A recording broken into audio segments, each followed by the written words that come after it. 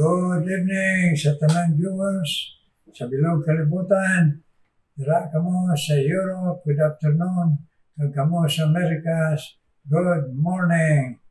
Ako gid aton pribileyo, kag aton pasalamatan. Thank you Lord na nagpadayon ni nga broadcast sa kusog lang sang Ginoo, kaalam sang Ginoo, kag tanan sa Ginoo. Wala ako, wala sang kun sino kundi Ginoo lang dire ang aton porsige kag gina-share sa inyo. Only Jesus saves. Diyos na nahimo tao para mahimo bugtong manluluwas naton tanan. Amen. Amen mga viewers. Thank you Lord. Thank you. Munang pasalamatan naton kami. Karon namatay kita kag mag-upod sa pagkanta in times like this.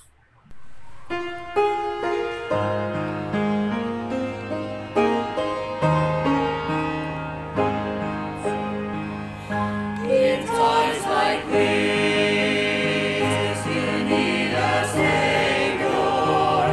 In times like this, you need a Lord.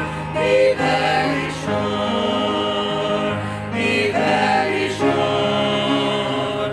Your anchor holds and is a solid rock. This rock is Jesus. This is the one. This rock is Jesus, the only one.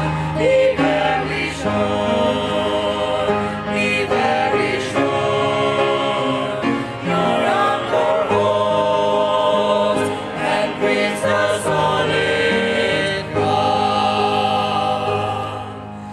In times like this, I have a Savior.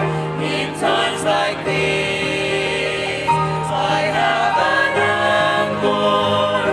I'm very sure. I'm very sure. My anchor holds and grips a solid rock. This rock is Jesus. This is the one. This rock is Jesus, the only one. I'm very sure. I'm very sure. My anchor holds and grips a solid rock. May pa ato na nakanta kamo dira sa Europa kag sa Americas na raging ring ini sa inyo te puson pagkalag nga kanami nga pag-encourage ang Ginoo sa aton to be very, very sure na ara kita, may Jesus kita, nakabaton kita kay Jesus nga aton Diyos kag manluluwas kag nakapangayo kita sang kapatawaran. Amen. Amen mga viewers. Magkaroon, pamatay kita, may pribiliyon man kita mamatay kay Pastor Rehon Balimor, ang missionary pastor sa Panga, Aklan. Mayong gabi sa tanan sa aton gid nga mga suki nga nagapamati sining aton nga programa Meditation and Prayer by Reverend Rudy Escobar, no? Salamat sa Ginoo all throughout the day. Nakasimba kita, nakaalagad kita sa Ginoo, naka-offer kita sa aton nga bodies as living sacrifice, holy, acceptable unto God, which is your reasonable service. So sa sining nga gabi, sa aton pagtakop before kita magtulog, nami man nga mapangamuyuan kita ni Reverend Rudy Escobar. Salamat gid sa pagpangamuyo, no? Pastor Rudy, thank you so much. And nang Nini Luzbelia Escobar, salamat gid. Kag of course sa mga nagahatag man sang special number, no? And si Brother Aldrin Madalag and the whole family. So karon sa aton nga pag umpisa pangamuyoan na kita Ginoo, amon gid nga ginasalig, ginatugyan ang ini nga pag tuon namon sa imo mga bilidon nga pulong for a short time, but at the same time, Lord, sa pagpangamuyo man ni Reverend Rudy Escobar, Ginoo. Salamat, Ginoo. All throughout the day, hatagan mo gid kami sa oportunidad nga makasimba. Our ultimate goal is offering our lives to worship you, O God. So salamat gid Ginoo nakasimba kami. Kag sa mga wala nakasimba kabay pa sini nga gabi, ma-encourage man sila sa imo pulong, Ginoo. Bless our time together as we study your word. Cleanse our hearts and make us worthy to listen and receive spiritual blessings. Niamon pagpangamuyo, pagpasalamat in the mighty name of our Lord Jesus Christ and in the power of the Holy Spirit. Amen and amen. Okay. So sa aton nga pagtuon sa pulong si Ginoo sa sining gabi, no? Aton buksan ang aton mga Biblia. Kung may mga Bibles kamo, it is found in Hebrews chapter 13 verse 5. Kag diri makita naton nagahambal ang pulong si Ginoo that let your conversation be without covetousness and be content with such things as ye have. For he had said, I will never leave thee nor forsake thee. Wow, wonderful, no? Salamat sa pulong si Ginoo. Kabalo kamo, ang isa sa mga gina-challenge gid sa aton sa sining tuig 2024, no? Salamat sa Ginoo. Last Sunday na subong sa January, kabay pang mag-enjoy kita sa another year nga ginhatag si Ginoo sa aton. Amen? Di ba? So, sa sining challenge naton, sining year 2024, nagapangamuyo kita sa Ginoo sang isa ka kabuhi nga mag-atubang nga may kaisog, no? Sa pag-atubang naton sa adlaw-adlaw naton nga pagpangalagad si Ginoo. And that this year kanami mag-start sa sining passage nga akon nga gina-share sa inyo because iniya may ara kita positive outlook sa pagpangabuhi naton nga Kristohanon.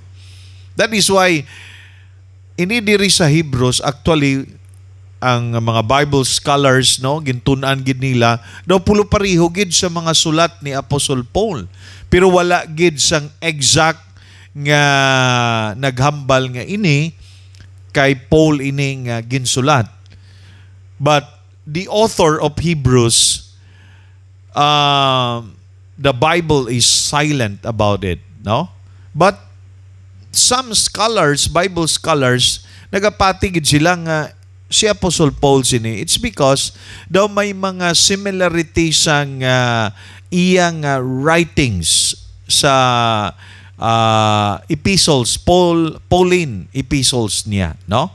But anyway, let's not talk about the writer, but let's talk about the verse nga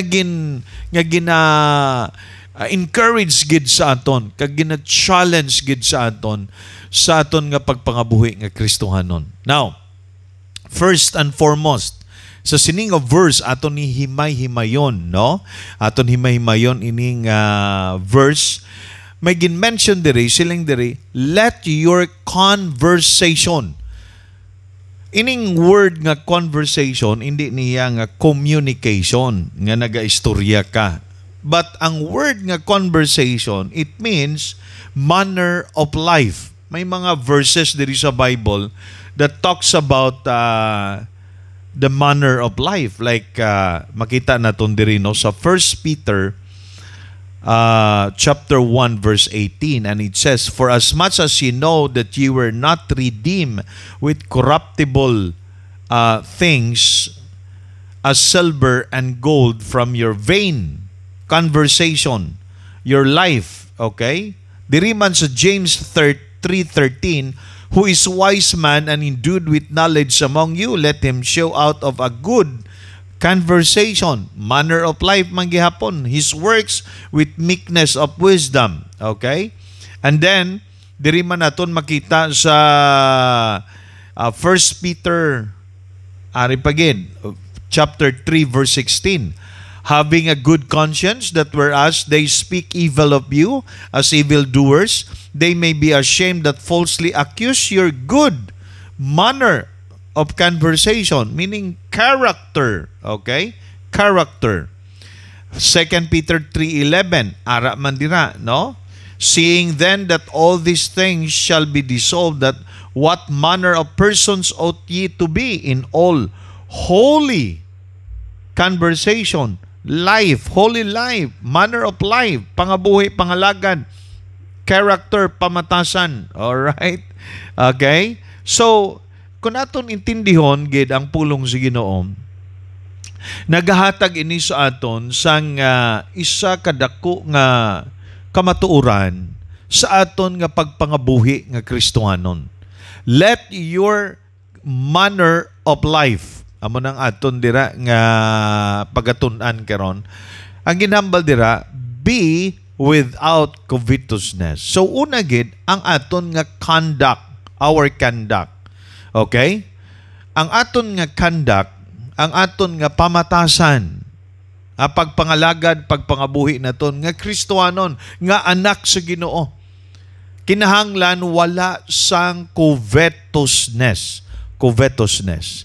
So ini nga praise naga-emphasize kung ano ka-importante nga ang aton kabuhi nga Kristohanon is free from covetousness. Okay?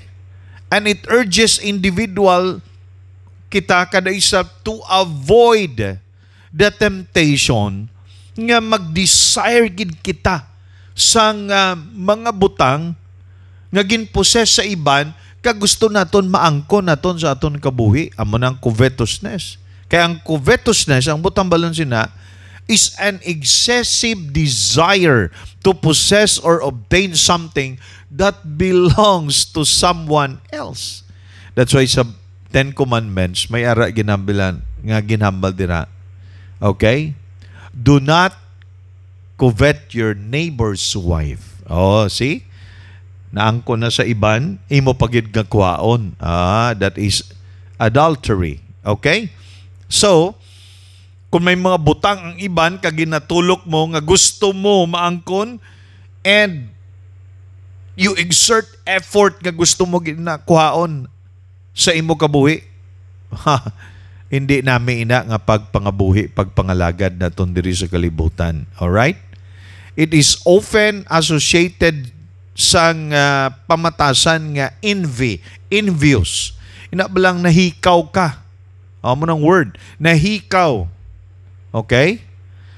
And a strong longing, more or less, ang emphasis gidri is for material possessions or personal advantage. Okay? But instead, dapat ang isa ka kabuhi nga Kristohanon kag anak sa Ginoo is promoting a mindset of gratitude and contentment kung ano ang ara man sa aton. Okay? So, aton ining himay-himayon, no?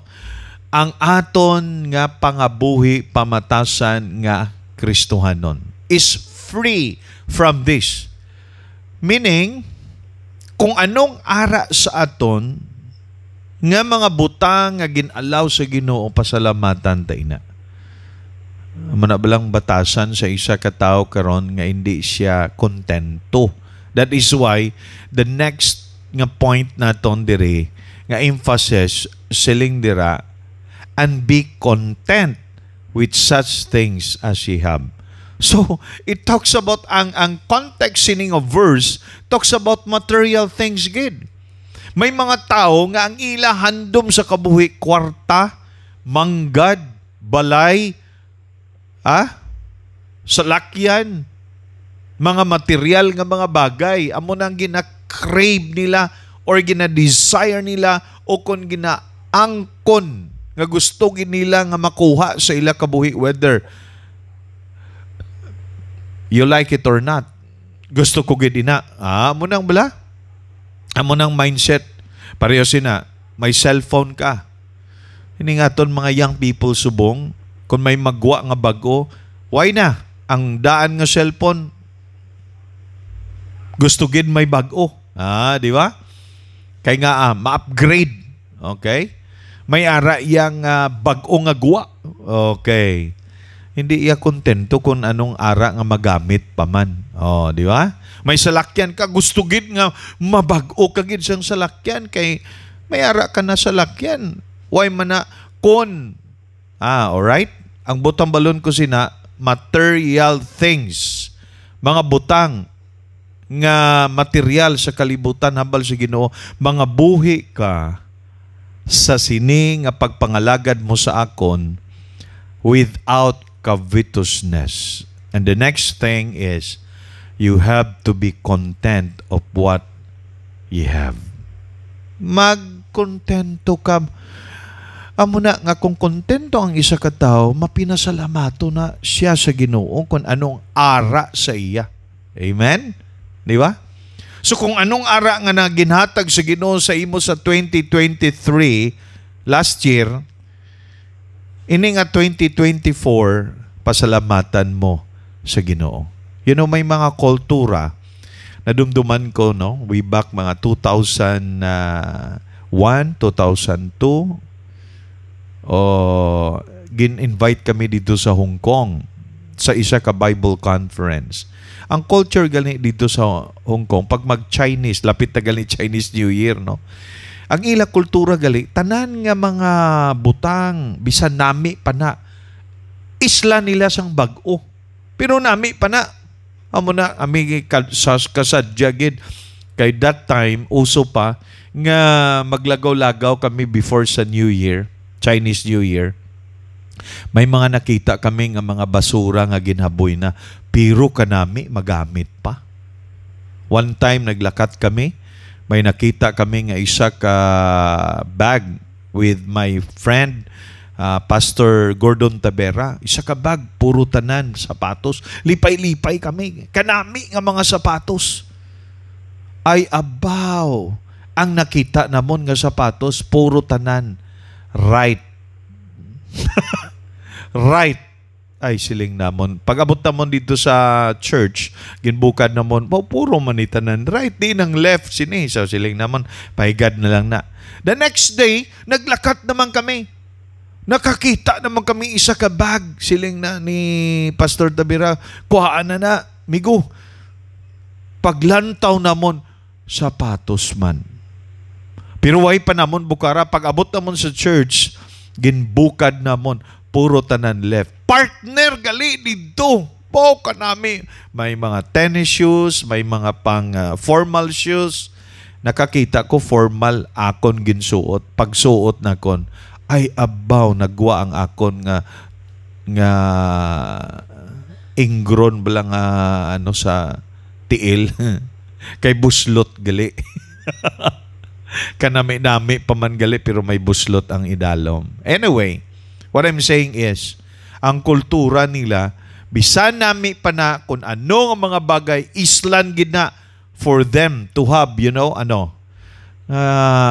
ginatawag nilang daw swerte sa ila pagpangabuhi. Okay? But you know what? Ang isa ka Kristohan nun, wala nagaamo na. Kontento ka sa kung ano ang ginhatag sa Ginoo sa imo. Amen? Okay? Few minutes na lang. Okay? Again, our conduct, let your conversation be without covetousness. Hindi naton i-allow ang aton balatyagon to covet things, to envy something that belongs to others. Amo na sa isa ka Kristohanon, way kita galanto, pareho man lang kami gasimba. Dason nga asya, damo ilaya material nga possessions, kamiya amo lang ni. Ilaya nga ref, one door, two doors, ako niya one door. Gusto ko gin mag two doors niya akon. Hindi, amo na nga balatyagon. may amo ni sila, gusto na kon may amo man ko sini. No.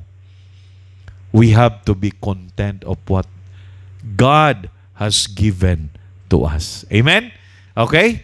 So, kabay pa, padayon kita sa next daton, nga next Sunday, ining aton nga pagtuon sa pulong sa Ginoo, magpabakod gid sa aton sa sini nga gabi. Okay? So, ang aton gid nga ipangamuyo sa Ginoo, Lord, by the grace of God, kabay pa nga kontento ako sa mga butang nga ginatag nimo sa akon. Kabalo ka mo kung kontento ka, you know what? Buganaan ka pa na sa Ginoo. And you will be surprised sa mga blessing nga ginhatag sa Ginoo. Sa material ina. Sa spiritual life, we need to grow. Hindi kita kontento nga stagnant ang aton nga spiritual situation. But we need to grow. Pero sa mga material nga bagay, just be contented of what you have because God will provide according to His promise kung anong kinahanglanon nimo. May God bless His word into our hearts. Magapangamuyo kita. Ginoo, nagapasalamat kami sa imo nga pulong. Kabay pa, ining pulong nimo magpabakod sa amon. Salamat gid kag sa amon pagpamati karon, pag-upod sa pagpangamuyo kay Pastor Rudy Escobar. Ikaw gid maghatag sa amon tagipusoon nga mapinasalamaton. This I pray in the mighty name of our Lord Jesus Christ, our Savior, and in the power of the Holy Spirit. Amen and amen. Thank you and good night. Thank you, God, Pastor Baltimore. Kabay pagpakamayon sa Ginoo. Ikaw, kagamapod mo si Beng, nga mayong alawas, full recovery, kag sa gahong sa belang espiritu sa inyo pag-alagad sa Aklan. Kag inyo pamilya, si Jason Jesse, kabay pa, magbatsyag sa blessings sa Ginoo. Amen? Pero mga muyo kita, Ginoo may nga balaan, nagapalapit ako sa imo trono nga bugay. Inadala ko sa imo ining gintandog mo mga viewers. Ang unang alagad mo, Ginoo, si Sherry Lusada. Ikaw man magpakamayos ng imo alagad, Sherry Lusada. Sa iya paalagad sa imo sa madamo na mga Tinoy, na matutuyan mo siya, padayon, tug-tug, Ginoo, sa iya, na kabuhi nga masunod niya ikaw, Ginoo, kag imo gahom, Ginoo, sa pag-share sa imo, Lord Jesus, na padayon sa iya, Ginoo, Ma'am Sherry Lusada, Ginoo. Kag ikaw man mag-bless kay Sheila Puig, Ginoo. Kaya man pag-alagad sa imo, paupod, Pastor Puig, Ginoo. Kag nga sa gihapon, sa kabakod, sa lawas, kag labaw tanan kabakod sa pagto. Magapadayon sa tunga sa mga pagbata sa pag-alagad sa imo, Sheila Puig, Pastor Puig, kaila pamilya. Kag i-bless man padayon, Ginoo, si Melvin, indelibly, Ginoo, sa iya, Ginoo, pag-upod sa imo alagad, Pastor Cesar, indelibly, Ginoo, dito sa Aklan, ikaw, Ginoo, nagapadayon gamit sa ila, sining at 2024, Ginoo, at tunga sa mga nag-abot, makalayon sa lawas. Pero Lord, thank you, God, nga pa-survive mo sila, para, Ginoo, sa imo himaya. So bless Pastor Cesar at Ma'am Melvin indelibly, Ginoo. Nagpadayon ka man, baka maayo, Ginoo, sa kay Gina Gaban, Ginoo. Gina Gaban sa iya, Ginoo, na pag-upod sa imo alagad, Pastor Gaban, sa tunga sa mga kaluyahon sa lawas nag-abot sa iya, tagay man sa healing, complete healing, Ginoo. Gina Gaban, Ginoo. Kag sa pag-encourage, Ginoo, at pagbulig sa iya, nakaupod sa kaboy, Pastor Gaban, sa pag-alagad sa katutong, kag sa pagdala sila kabataan, Ginoo, sa pag-alagad, pagtuo sa imo, Lord Jesus. Nag-bless man, Ginoo, bisan pa si Giselle Abad, sa iya pagpamati sa imo pulong na mapabakod mo siya sa iya pagtuo kag siya pangamuyo nga ang iya pangamuyuan niya Ginoo nga iya pamilya matutom sa pagdangop sa imo Lord Jesus magkabuhi sa imo Giselle Abad Ginoo bless nagbisan pa Ginoo ikaw man magapadayon sa kay Raquel Luna Ginoo na iya Ginoo nga paghandom pagalagad sa imo bless Raquel Luna as she desires to serve you and live for you, Lord Jesus. Raquel Luna, bless. Nagbisan pa si Esther Duenas, kung mag-bless sa iya siya pagalagad, po sa iya partner sa kabuhi, si Duenas, nasa gihapon sa ila pagalagad sa imo, ni Esther, kag sa ila kabataan, magamit mo sila, Ginoo, na madamo magapalapit sa imo, Lord Jesus. Esther, Duenas, Ginoo.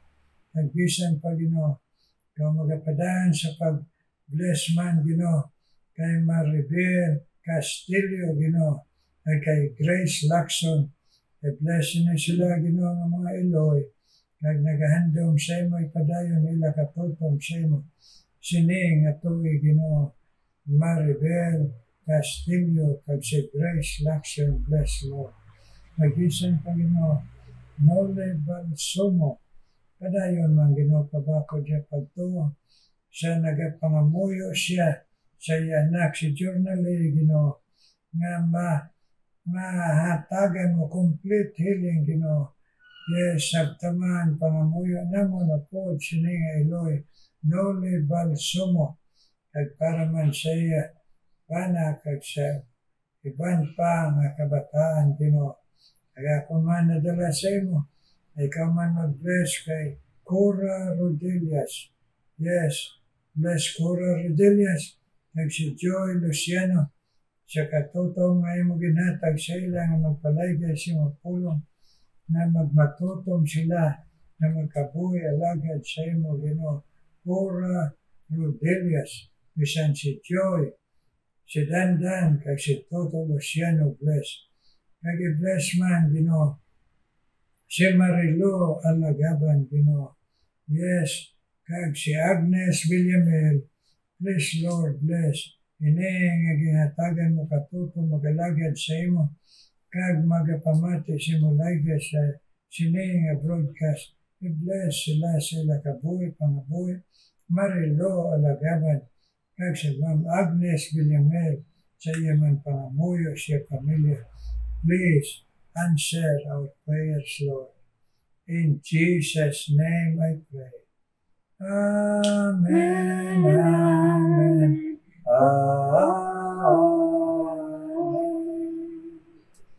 Amen, mga viewers. Thank you. Pag pinangamuyo ay pag-request sa pangamuyo. Amen, mga viewers. Nagkaroon, mamati kita special number.